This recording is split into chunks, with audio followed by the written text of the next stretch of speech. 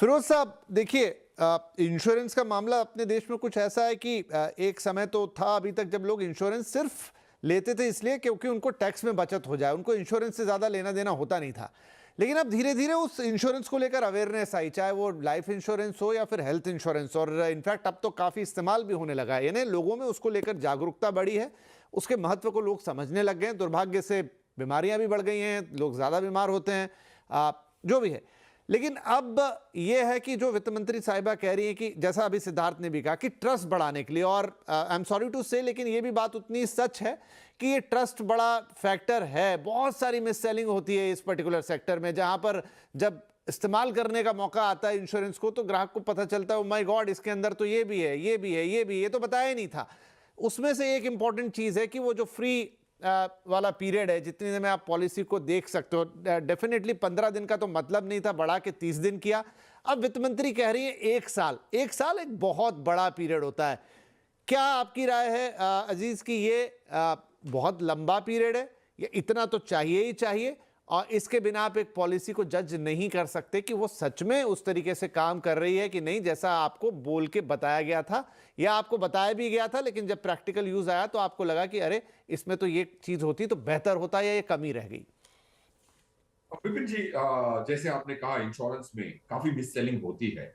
मेरे तो हिसाब से काफी स्ट्रक्चरल मिस सेलिंग है। देखिए, इंश्योरेंस इंश्योरेंस का काम कम और इन्वेस्टमेंट प्रोडक्ट ज्यादा कर रहा है। अब अगर इन्वेस्टमेंट के म्यूचुअल फंड वाले ज्यादा इंश्योरेंस का करें और इन्वेस्टमेंट कम करें, और अगर समझो कि फंड मैनेजमेंट चार्ज से 3 गुना ज्यादा मोर्टेलिटी चार्ज हो, तो इंश्योरेंस इंडस्ट्री बोलेगी यार म्यूचुअल फंड वाला मेरा काम क्यों कर रहा है। तो इंश्योरेंस इंडस्ट्री सदियों से इन्वेस्टमेंट में घुसने की कोशिश में लगी हुई, और वो टैक्स की जो रियायत थी उसकी बेनिफिट के चक्कर में लोग जनवरी से मार्च के बीच में सीलिंग देख के साइन करते थे, जा साइन करवा लो, क्योंकि टैक्स बचत में बचत होती है तो इंडियन को बड़ा मजा आता है। ये हमने देखा है। So point one, tax was a big incentive. लोग करते थे, जैसे आपने सही फरमाया, और जो टैक्स की रियायत थी उतनी तो कमीशन ले जाता था ब्रोकर। और मैंने 8,200 पॉलिसीज एनालाइज की सर। 9 साल की होल्डिंग के बाद 4% की आईआरआर है। इंश्योरेंस अगर इंश्योरेंस का काम करता और इन्वेस्टमेंट का काम म्यूचुअल फंड पे छोड़ता, या कोई भी पीएमएस पे छोड़ता, या एआईएफ पे छोड़ता, या फिर आरआई पे छोड़ता, तो वो ठीक।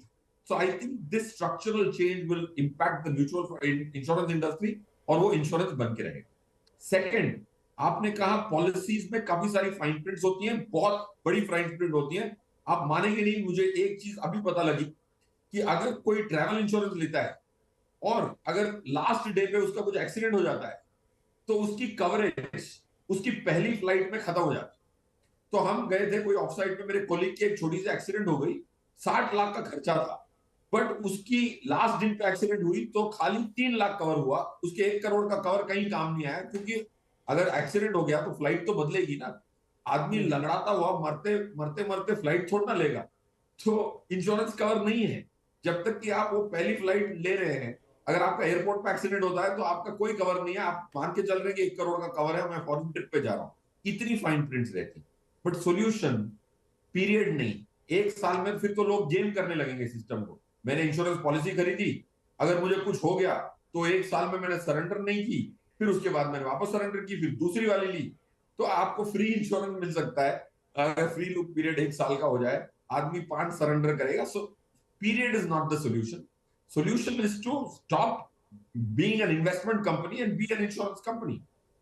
फिरोज साहब, एक चीज है कि ये डर आएगा, जितना मुझे पता है शायद इसके लिए कोई ऐसा मैकेनिज्म तैयार करने की बात हो रही है कि अगर कोई इस तरह की हरकत करता है, डेफिनेटली उसके बहुत चांसेस होंगे कि 11 महीने में आपने विड्रॉ कर लिया, फिर नहीं ले ली, फिर विड्रॉ कर लिया, तो ये सरकार भी समझ रही है कि ऐसा मैकेनिज्म बनाएंगे तो उल्टा खेल शुरू हो जाएगा।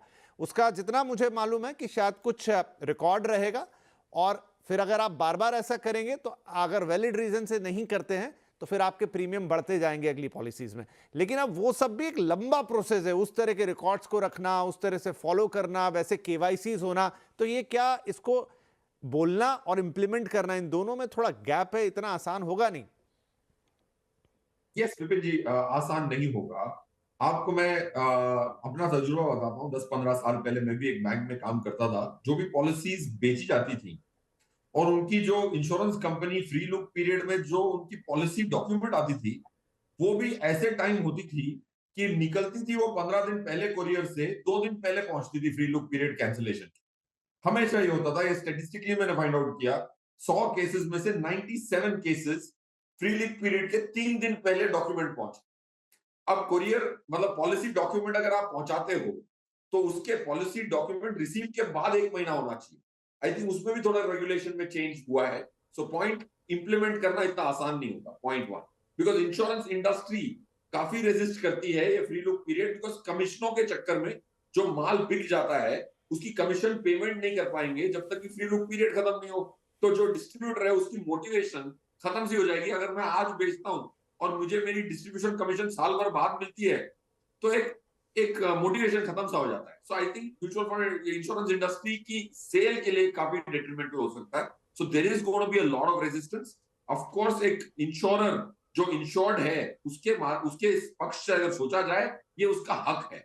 क्योंकि भाई अगर मैं डिसीजन रिवर्स करना चाहता हूं तो कर सकूं, क्योंकि इंश्योरेंस में कई सारी किस्तें होती हैं। वन टाइम पेमेंट को मैं रिवर्स ना कर सकूं मैं मानता हूं, बट अगर मैं 15 किस्त देने वाला हूं तो उसके प्रोपोर्शन में देखूं तो 15 साल की टोटल पीरियड में एक साल उस मात्रा में देखूं तो 7% होता है, 6% होता है। तो 6% of the life of the product I want a decision to reverse. So that इसीलिए मैं मानता हूं कि हक की बात है। अगर वो गेम करने को अवॉइड कर सकते हैं, बिल्कुल जैसे आपने उदाहरण दिया कि प्रीमियम बढ़ सकता है। So I personally think implementation करना बहुत मुश्किल होगा। छोटी छोटी चीजें इंश्योरेंस पॉलिसीज में इंप्लीमेंटेशन करना बहुत मुश्किल है। आज की डेट में मैं पैन के आधार पे मेरी पूरी इंश्योरेंस पॉलिसी ढूंढना चाहता हूं बट मिलती नहीं है। काफी सारे पैसे घूमे हुए हैं। वो एक ये सुविधा म्यूचुअल फंड देती है बट इंश्योरेंस कंपनी नहीं देती। एमएफ सेंट्रल करके म्यूचुअल फंड है, जहां मैं पैन नंबर डालूं तो मेरे पूरे घूमे हुए म्यूचुअल फंड मिल जाते हैं, इंश्योरेंस में नहीं मिलता। ये सुविधा क्यों प्राप्त नहीं होनी चाहिए? So it's gonna be a long story. Firoz ji, अब एक थोड़ा गहरा सवाल वो ये कि कोई भी व्यक्ति इसलिए तो पॉलिसी नहीं खरीदता है कि वो पहले देखे, और उसकी ज़रूरत होती है, बहुत ही ज़रूरत होती है, चाहे वो लाइफ इंश्योरेंस खरीद रहा हो या फिर वो हेल्थ इंश्योरेंस खरीद रहा हो। तो ऐसे तो सारी पॉलिसीज़ बहुत अच्छी लगती हैं, बड़ी आकर्षक लगती हैं और एक से बढ़कर एक वो ऑफर्स करती हैं। कैसे आप जज कर सकते हैं कि आपको इसकी ज़रूरत ही ना पड़े कि वो फ्री लुक में आप जाएं और फिर कैंसिलेशंस, क्योंकि कोई भी उस पर्पस के लिए लेता ही नहीं कि मैं बाद में कैंसिल कर दूंगा। लेकिन कैसे आप लेते वक्त ध्यान रखें कि जो आप खरीद रहे हैं वो सही है, वो कौन सी इंपॉर्टेंट टर्म्स एंड कंडीशन है उस लंबी लिस्ट में से, जिन्हें एटलीस्ट आप 4-5 को तो देख ही ले कि इसमें यहां क्या लिखा है फाइन प्रिंट्स के अंदर। देखिए, लाइफ इंश्योरेंस थोड़ा सिंपल है एनालाइज करना। हेल्थ इंश्योरेंस थोड़ा ज्यादा कॉम्प्लेक्स होगा, क्योंकि बहुत सारे राइडर्स होते हैं उसमें। बट मेरा ये मानना है कि इंश्योरेंस इंडस्ट्री ने पहल करनी है सिंप्लिसिटी की। अगर एक एक इंश्योरर है, एक इंश्योर्ड है, तो इन दोनों के बीच में एक एग्रीमेंट इतना मोटा, इतनी सारी फाइन प्रिंट के साथ क्या जरूरी? एक कंपनी और एक इंसान के बीच में अगर एक कॉन्ट्रैक्ट होता है, it can be significantly simplified. जैसे हमारी नई टैक्स बिल जो प्लेस हुई है, जो एक्ट बनने वाली है, उसमें काफी सिंप्लिसिटी है, राइट? उसमें टेक्निकल जार्गन हटा दिया गया है। तो insurance industry first thing I think ministry ने, आईआरडीए ने ये करना है कि कैसे आप पॉलिसी डॉक्यूमेंट को छोटा बना सकें और संक्षेप में लिख सकें और सरल भाषा में एक इंसान को दे सकें ताकि वो पढ़ सके। पॉइंट टू, आपको ये देखना है कि लाइफ इंश्योरेंस यूज कर रहे हैं तो बिल्कुल बहुत इंपॉर्टेंट चीज है मेरे हिसाब से, सबकी जिंदगी में मैंडेटरी होना चाहिए। अगर उनकी लायबिलिटीज अपने एसेट से ज्यादा हो तो हर किसी को मैंडेटरी होना चाहिए। अगर कार इंश्योरेंस मैंडेटरी है, बाइक का इंश्योरेंस मैंडेटरी है, इंसान की जान इस मोटरों से तो ज्यादा कीमती है, तो वो मैंडेटरी हो और इंश्योरेंस को इंश्योरेंस की तरह यूज करें। पैसे वापस रिटर्न करने की उम्मीद ही नहीं हो। टर्म प्लान इतने अच्छे, जैसे पॉलिसी बाजार सिद्धार्थ साहब है, ये पूरे को कंपेयर करके बता देते हैं सबसे अच्छी टर्म प्लान क्या है, कमोडिटाइज प्रोडक्ट है वो लें। तो उसमें खाली आपको क्लेम सेटलमेंट देखना है। हेल्थ इंश्योरेंस में ऑफ कोर्स सिद्धार्थ साहब बैठे हैं, उनके पास ज्यादा आइडिया होगा। मेरे हिसाब से तो मैं ये देखूंगा पहले तो कितनी कैशलेस कवर है, पॉइंट वन। मेरी जो पहले की प्री एग्जिस्टिंग डिजीजेस हैं वो कब तक नहीं कवर होती, वो सेकंड में इंपॉर्टेंट चीज देखता हूं कि pre pre pre existing diseases 6 महीने तक कवर्ड नहीं है, 1 साल तक कवर्ड नहीं है, वैसा।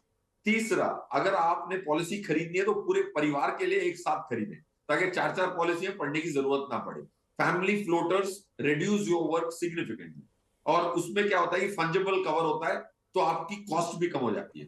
तो आपको फैमिली फ्लोटर खरीदना है, इतने सारे अलग डॉक्यूमेंट खरीदने नहीं है, अब राइडर्स पढ़ने हैं, cover pre existing diseases cover होंगी कि नहीं, और सेटलमेंट रेशियो कैसा है, और कैशलेस है कि नहीं है, और उनकी जो नेटवर्क है कितनी स्ट्रांग है कैशलेस की, और अगर आपका ब्रोकर है और वो ब्रोकर बीच में आपको बहुत अच्छी सर्विस दे सकता है, जो काफी सारे ब्रोकर्स देते हैं, जैसे उदाहरण बता रहे थे आप पॉलिसी बाजार में किसी हम्म, कुछ एक्सीडेंट, तो दीज आर द फ्यू जी। Things you have to keep in mind.